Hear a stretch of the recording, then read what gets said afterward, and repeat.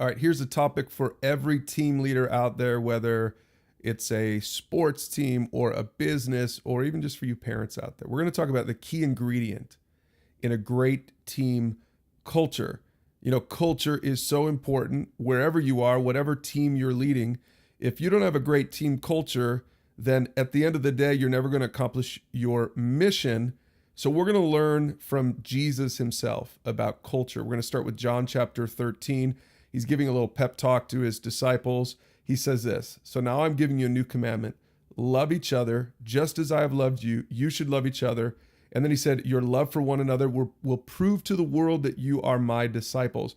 And I think what Jesus is saying here is love is the key ingredient for a great team culture. He's telling his disciples, whatever you do moving forward, keep love at the center of your culture.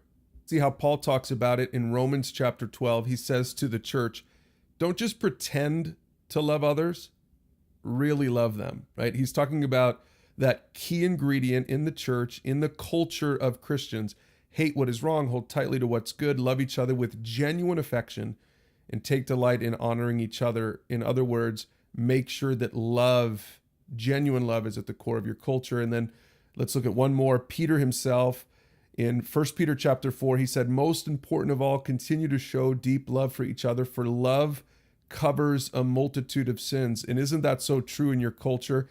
If you, at the root of everything you're trying to do and accomplish together, if you genuinely love one another, doesn't it just simplify everything on your team?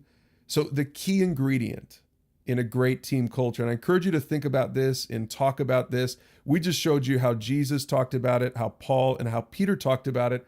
But now why don't you talk about this for your team, for your culture? If you want to lead like Jesus, make sure that love is at the center of your team culture.